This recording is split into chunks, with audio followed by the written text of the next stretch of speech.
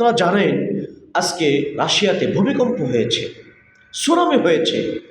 কেন সুনামি এবং ভূমিকম্প কেন হয় জানেন? নবী করিম সাল্লাল্লাহু আলাইহি ওয়াসাল্লাম বলেছেন, ফালইয়ারতাকিবু যালিকা রিহান হামরা আও খাসফান ওয়া মাসখান। তোমরা অপেক্ষা করো ভূমিকম্পের, তোমরা অপেক্ষা করো সুনামির, তোমরা অপেক্ষা করো অগ্নিবায়ু।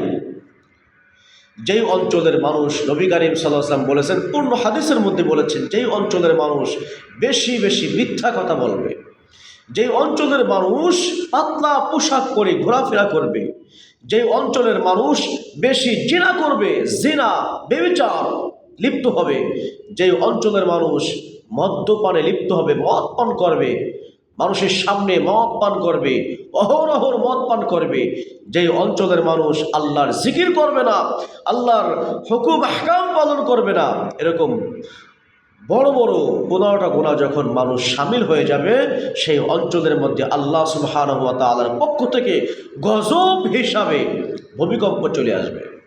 গজব হিসাবে পানিকে অর্ডার দিতে হবে, সুনামির মতন যাও, সব তছনছ করে দাও, তছনছ করে দাও, তছনছ হয়ে যাবে। এরপরে অগ্নিবায়ুর কথা রাসূল সাল্লাল্লাহু আলাইহি ওয়াসাল্লাম বলছেন। কয়েকদিন আগেও দেখছেন আপনারা, আমেরিকায় অগ্নিবায়ু হয়েছে। অঞ্চলকে অঞ্চল, কাউকে ধরাই দেওয়া হয় নাই, আগুন কেউ ধরাই দেয় নাই, অঞ্চলকে অঞ্চল পরে ছারখার হয়ে গেছে। ইসরায়েলেও কয়েকটা অঞ্চল পূর্তি ছারখার হয়েছে। কেন? আল্লাহর নাফরমানি যখন বান্দা করে।